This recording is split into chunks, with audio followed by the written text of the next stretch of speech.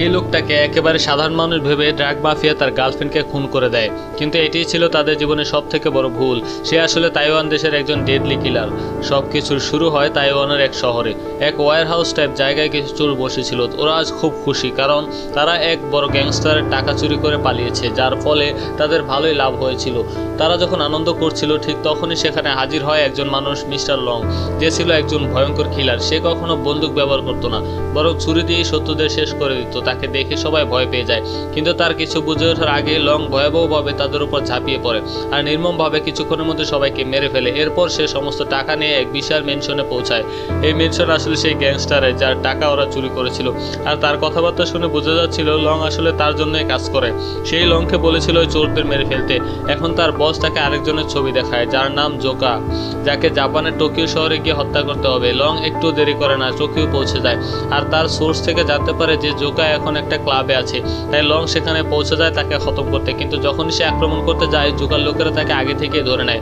আসলে জোকা আগেই খবর পেয়েছিল যে লং তাকে মারতে আসছে, তাই সে ক্লাবে পুরো প্রস্তুতি নিয়ে বসেছিল। আর তারপর জোকা ও তার সাথীরা লংকে ধরে একটি ফাঁকা এরিয়াতে নিয়ে যায়, যেখানে তাকে একটা বস্তার মধ্যে বেঁধে রাখা হয়, যার ফলে সে কিছুই দেখতে পাচ্ছিল না।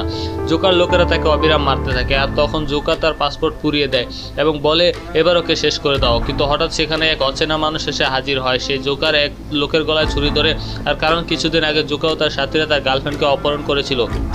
জোকা তো এমন কাজ প্রায়ই করতো, তাই মেয়েটার ব্যাপারে তার কিছু মনে পড়ছিল না। কিন্তু সবার যখন মনোযোগ লগের থেকে সরে যায়, সে সঙ্গে সঙ্গে সেখান থেকে পালিয়ে যায়, আর জোকার লোকেরা তার পিছনে ধাওয়া করে।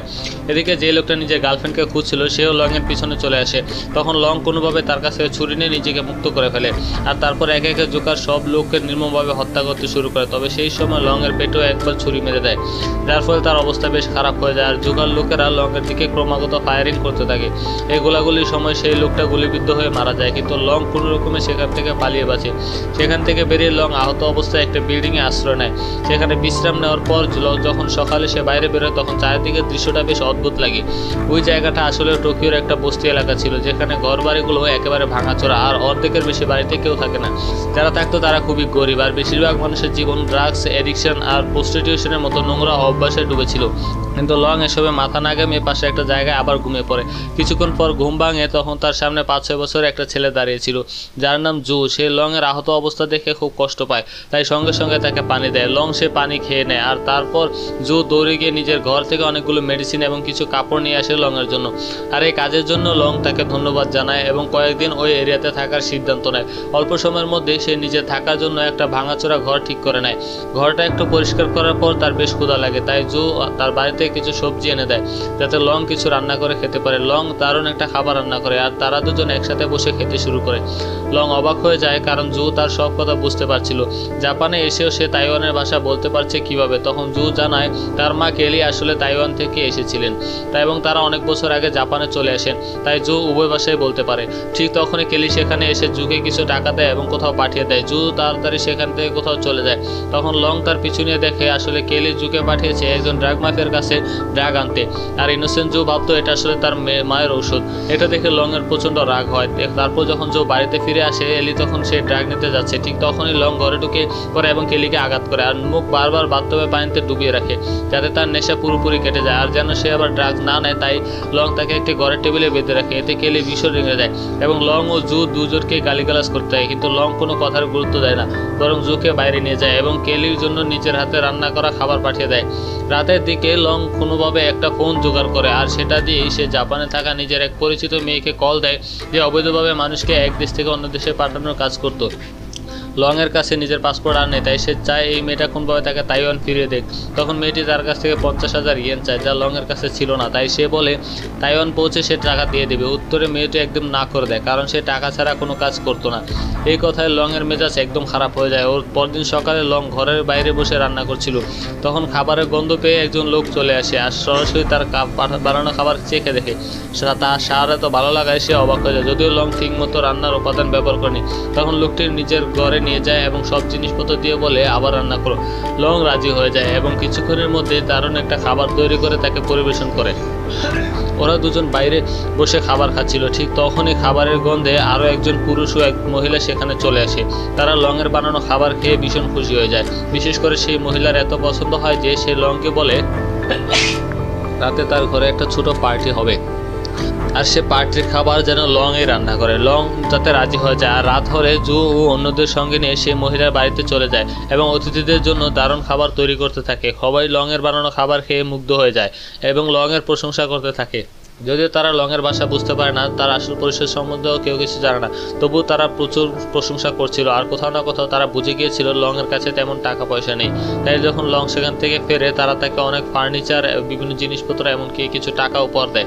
এটা দেখে লং একেবারে শকড হয়ে যায়, কারণ সে জীবনে কাউকে কখনো এত নিঃস্বার্থভাবে সাহায্য করতে দেখেনি। রাতভর সে বসে বসে এই বিষয়টা ভাবে ভাবতে থাকে। পরদিন সকালে জু এসে তার সঙ্গে কথা বলে। এরপর আগের রাতে দেখা সেই সব লোকেরাও রঙের ভাঙাচোরা চলে আসে। এরা এসে নিজেরাই ঘর পরিষ্কার করতে শুরু করে, আর অল্প সময়ের মধ্যে ঘরটা এমনভাবে সাজিয়ে ফেলে যেন এখন সেখানে আরাম করে থাকা যাবে।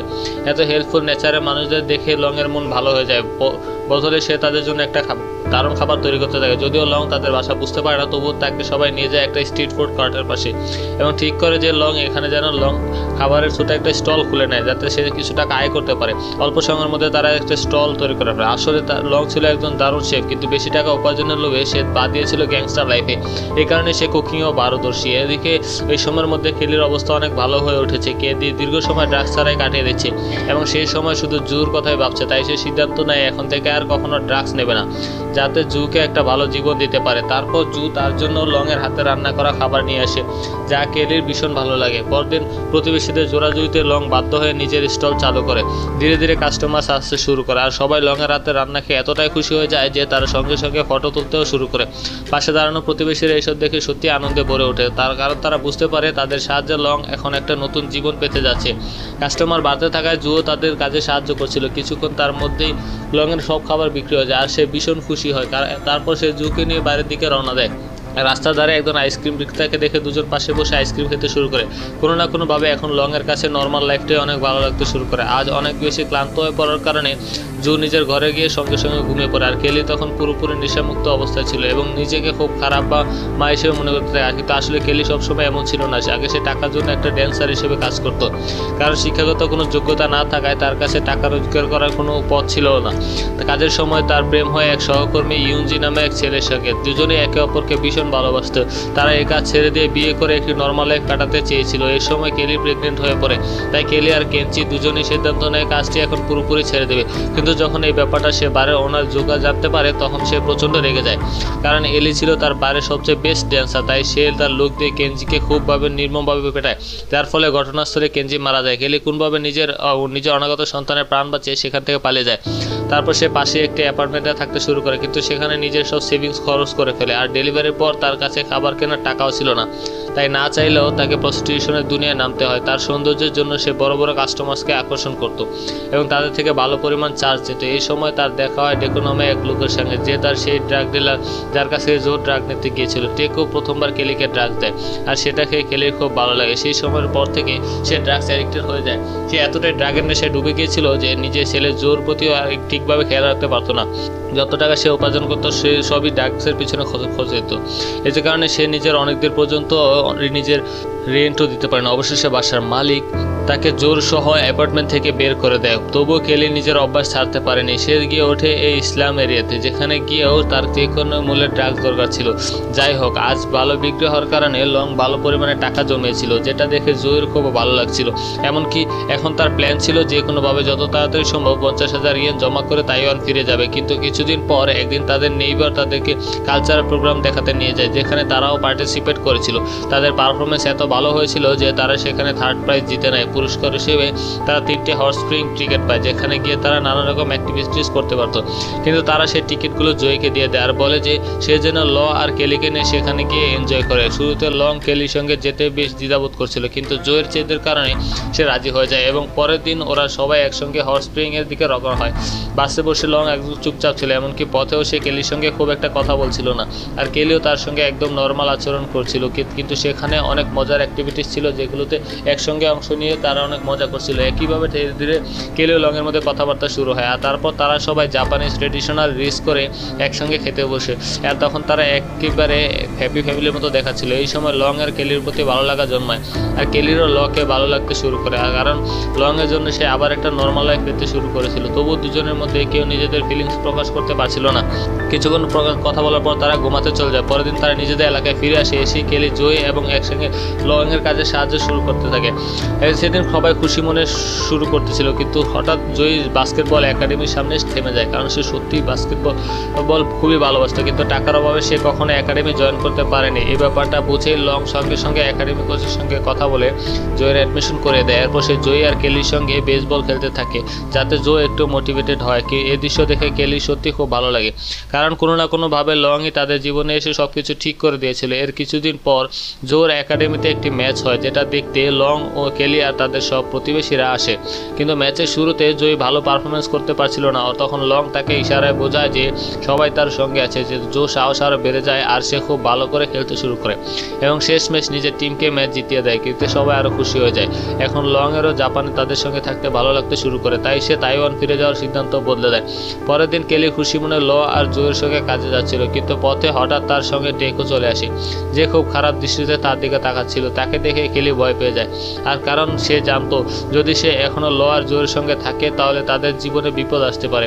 তাই সে একটু অজুহাত দেখিয়ে লংয়ের কাছ থেকে বিদায় নেয় এবং তাড়াতাড়ি নিজের ঘরে ফিরে যায়।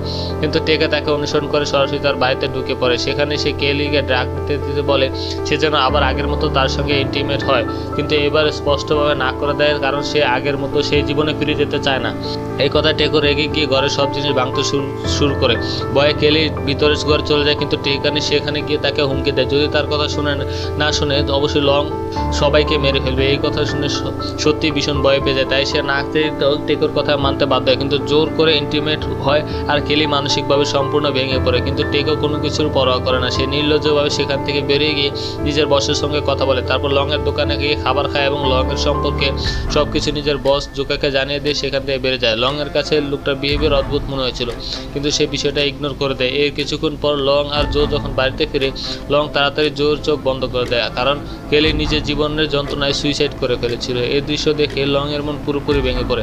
এরপর লং যখন জোকে নিয়ে বাইরে যাচ্ছিল, তখন টেকো নিজের অনেক লোক নিয়ে লং এর পোস্টল একেবারে ধ্বংস করে ফেলে। এই দেখে লং এর প্রতিবেশীরা ছুটে আসে তাকে থামানোর জন্য, কিন্তু টেকো তাদেরকেও মারধর করতে শুরু করে। টেকোর কথাবার্তা থেকে বোঝা যায় লিং এর মৃত্যুর পিছনে আসলে টেকোই দেয়, কিন্তু লং কিছু করার আগেই সেখান থেকে জোকা তার পুরো গ্যাং নিয়ে হাজির হয়, কারণ এই টেকোর বস আর কেউ নয়, সেই জোকাই। তাকে দেখে লং রাগে ফেটে পড়ে আর সঙ্গে সঙ্গে নিজের ছুরি বের করে লড়াইয়ের জন্য প্রস্তুত হয় এবং খুব ভয়ঙ্করভাবে জোকা আর তার লোকদের পুরো জারি হয়ে পড়ে। সবাইকে এমনভাবে কেটে ফেলছিল যেন মনে হচ্ছিল সে যেন কেবল সবজি কাটছে। এটা দেখে জয় আর বাকিরা ভয় পেয়ে যায়, কিন্তু লং একটু থামে না। কিছুক্ষণের মধ্যে সে জোকা তার সব গ্যাং মেম্বারদের মেরে ফেলে। লং এর প্রতিবেশীরা তার এই রূপ দেখে হতবাক হয়ে যায়, আর কোনোদিন ভাবতেও পারেনি যে লং এতটা বিপজ্জনক হতে পারে। কেলির মৃত্যুর আগে এতটাই ভেঙে দেয় যে সে আবার তাইওয়ান ফিরে যায়। সেখানে 1 মাস পর সে এক রেস্টুরেন্টে গিয়ে নিজের বসের সঙ্গে দেখা করে। আলোচনার সময় সে কাজ ছেড়ে দেওয়ার কথা জানায়, কারণ এখন সে রক্ত আর হিংসার জীবনে ফিরে যেতে চায় না। তার বসও অবশেষে লংয়ের সিদ্ধান্ত মেনে নেয়। ঠিক তখনই লং রেস্টুরেন্টের বাইরে তার পুরনো প্রতিবেশীদের দেখতে পায়, যারা সঙ্গে করে জুইকেও নিয়ে। জুই লংয়ে চলে যাওয়ার পর তাকে খুব মিস করছিল। সে লংকে ছাড়া থাকতে পারছিল না, আর লংয়েরও একই অবস্থা ছিল। সেও গ্যাং ছেড়ে জুইকে ফেরত আনতে যাচ্ছিল। জুইকে বুকে ধরতেই লংয়ের চোখে পানি এসে যায়। এরপর গল্প 3 মাস এগিয়ে যায়। এখন জুই লংয়ের সঙ্গে একটা অ্যাপার্টমেন্টে থাকে। লং তাকে স্কুলে অ্যাডমিশন করে দিয়েছে, আর নিজের পুরনো অপরাধের জীবন ছেড়ে দিয়ে সে নিজের সব টাকা দিয়ে একটা রেস্টুরেন্ট খুলেছে। দুজনে এখন সত্যিই অনেক খুশি। তাহলে বন্ধুরা, এই গল্পটি তোমাদের কেমন লাগলো তা কমেন্ট করে জানিও। ভিডিওটা লাইক করো আর চ্যানেলটা সাবস্ক্রাইব করতে ভুলো না। দেখা হবে পরের ভিডিওতে।